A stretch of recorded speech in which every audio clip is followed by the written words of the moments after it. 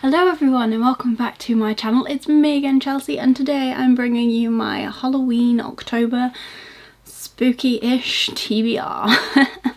So this month I am planning on participating in two readathons, one being the Hocus Pocus readathon and the second being the Spooktober House Party readathon, both of which will be linked down below. Announcement videos if I can find them, or the Twitters, or both. So, I hear you saying, Chels, you haven't completed a readathon fully since April. Why are you competing in two more? And you know what? It's because I like a challenge and I like to stress myself out. So, let's get into it. So, we'll go through the Hocus Pocus readathon first, and I have 3 prompts for that and a group book. So for the Hocus Pocus readathon, I am #Team Sanderson Sisters. So that means my 3 prompts are all about the sisters. So my first prompt is, Sarah, read a book that features sisters. And for this I've picked The Sisters Grimm by Mina van Praag. I tried to read this when I originally got it. Felt like it was more of a Halloween read. So here we are. So I'm reading this for this prompt, but I did not complete my September TBR, and you will find out what books I read in the next video. I think that's the next one to go up.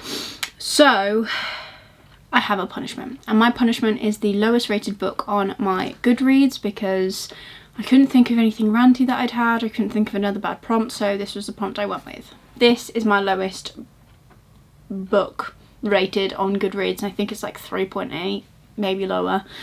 So I will be reading this and hopefully enjoying it more than a 3.8. The Sisters Grimm is about 4 sisters who all have the same father but different mothers, and none of them ever knew their father. So the point of a Grimm sister is that they are strong, they are powerful, and there is a battle going on between them and the soldiers that are basically hunting them.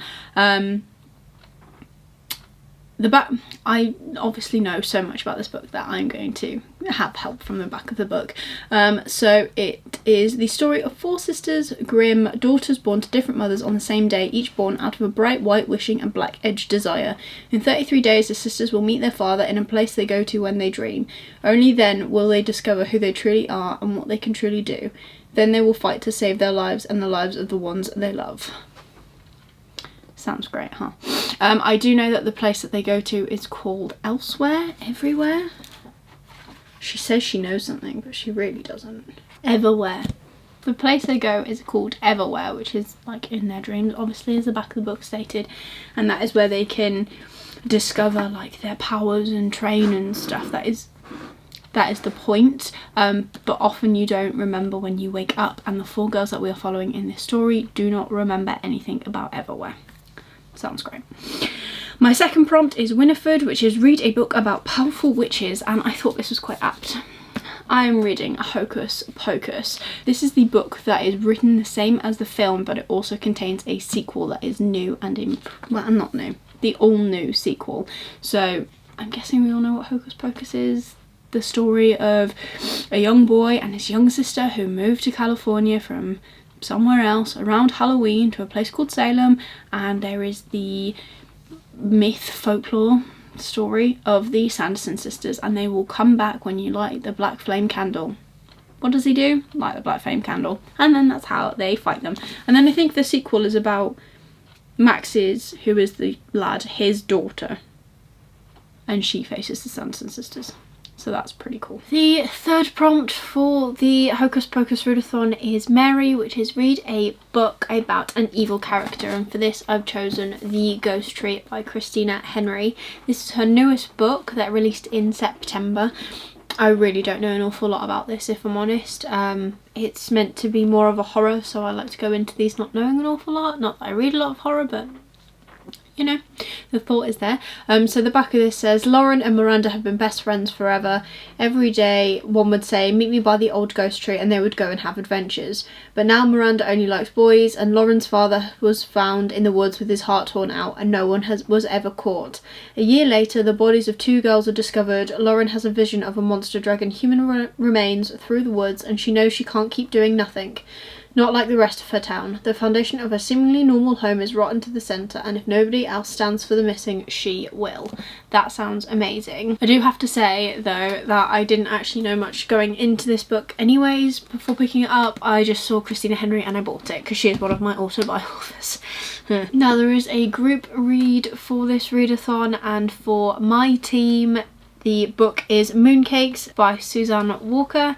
Again, I don't know a lot about this book, if I'm completely honest. I know it's a graphic novel. I know I've heard like mixed reviews about it here on BookTube, but I don't know. I don't own it, so I don't know if I will be reading it. The cool thing about this readathon is that they have strengths and weaknesses for all three teams. So the strength of Team Sanderson's sister is that we can skip a prompt and still get the points for it, so I think I'm going to do that for the group read.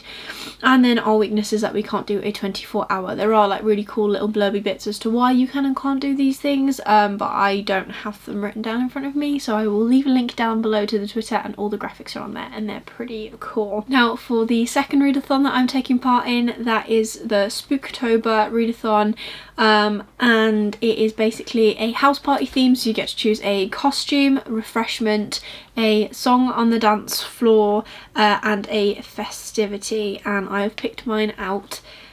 And I have a few that I can swap in or out depending, because I'm waiting on a couple of books to come through, and if they come through then I might change them, but this is what we're currently looking like. So my first prompt is a costume, and I chose a besties costume, which means you need to do a buddy read, and for that I am reading The City of Brass by S.A. Chakraborty. Everyone's read this book. It seems like this is my gorgeous fairy loot edition, and I've already tabbed it, as you can probably see. Look at the little faces. I don't know if it'll... There you go, look at the little faces, which came in like a past fairy loot box as well. So I'm reading this in the hashtag Dayavabad, I don't know if I'm saying that right, but it's hashtag Dayavabad read along, and it's on Twitter and Instagram. I will leave the hashtag down below and put it on screen here, because we don't have a specific account for anything on Twitter or Instagram. I am one of the co-hosts. I am a newbie, so I am reading this for the very first time, and I can't wait to actually get into it. In this book we are following Nari as she lives in Cairo, and she has the power of which to heal people and to sense people's sicknesses. And one day she's doing an exorcism, and she does the ceremony a little bit differently than she normally does, and she releases a djinn. This book is amazing. I've read a couple of pages already and I love it, so I can't wait to see how I get on with this book for the rest of the month. We will be reading all three books, so we are reading The Kingdom of Copper next month in November, and then we are finishing the series The Empire of Gold in December.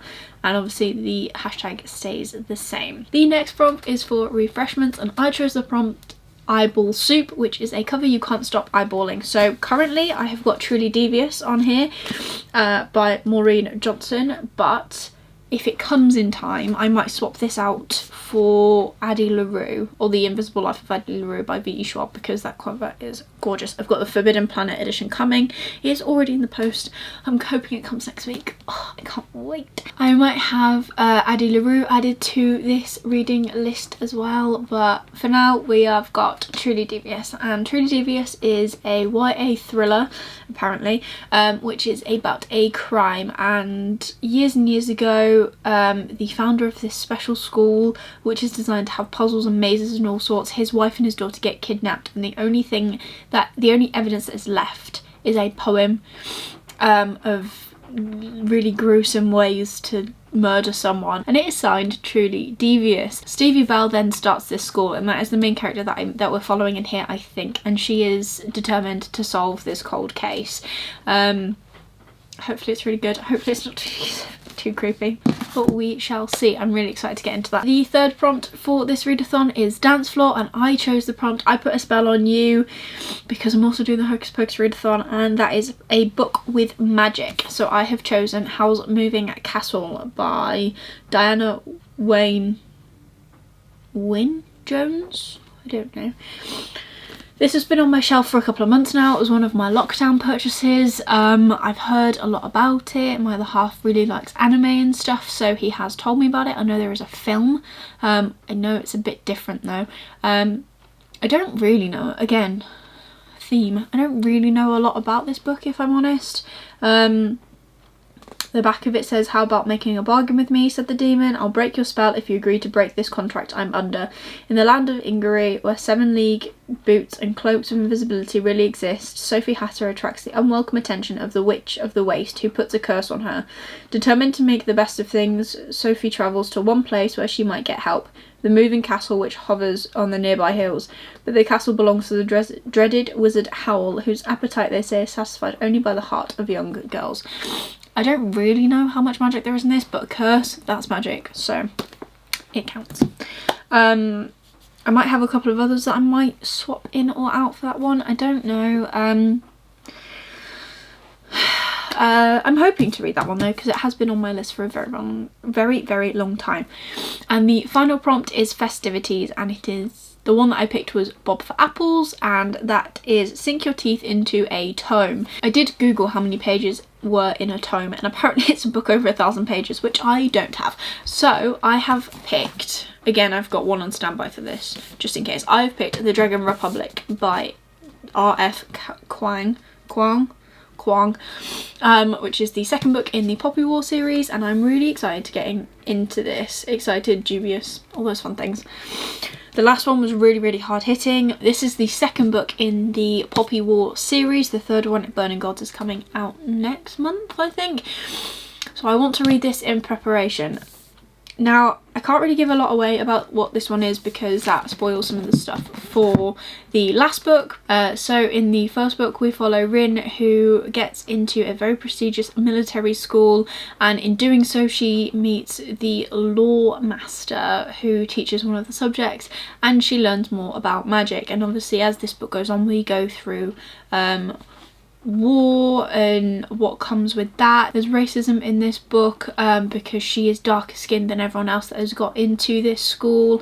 They think she's cheated because she's done so well. Like, it's a really hard-hitting book that follows a lot of good traits, and I would recommend it to many people, but before you read it please check the trigger warnings just in case. I personally don't have many. There's only a couple that I really find triggering to myself, so I know what I can read and what I can't. So if you do want to check the series out, please look out for them, because it is quite a hard-hitting book. It's not a YA, it's not fluffy, it's very hard-hitting. But anyways, and the other book that I might read, depending on if it shows up this month or not, is To Sleep in a Sea of Stars by Christopher Paolini. Again, I know nothing about this book, I just know that he wrote Eragon, and I love Eragon, so there we go. So that is my TBR for the 2 readathons that I am taking part in this month. I will leave all the links down below, as I said. There are 3 other books that I'd like to read this month if possible, because I feel like they've got like a spooky kind of vibe. If not, I'll read them next month. But the first one is One of Us Is Next by Karen M. McManus, which is the sequel to One of Us Is Lying. So this is also still set at Bayview High, but there is a game of truth or dare going round, and the game turns out to be lethal. So that sounds like a very good Halloweeny read. The second book that I want to possibly read is The Devouring Grey by Christine Lynn Herman, and this is about a beast that haunts the edges of a town. Literally, again, all I know. These are like books that I wanted, these are books that I wanted to read that I just couldn't find prompts to fill them. So again, another book that I would like to read. And lastly, A Good Girl's Guide to Murder by Holly Jackson. Even everyone loves a murder mystery around Halloween. I am a wimp, I don't watch horror films, I don't read scary books, I'm not a big fan, so this is what I'm reading this Halloween. They're spooky-ish vibes, spooky enough for me, happy with that. But I think that is all for my TBR this month. Let me know down below in the comments if you're planning on reading any of these, what you think I should tackle first. City of Brass, hands down, is probably the first book I'm going to tackle. But other than that, I hope you're having a great day. Please give this video a like if you liked it. It really helps support my channel. If you want to see more of me trying to plan really outrageous TBRs for myself that I never seem to complete, please subscribe. I pretty much do this every month, and that is all for me today. I really hope you have a good day, and I will see you in the next video. Bye!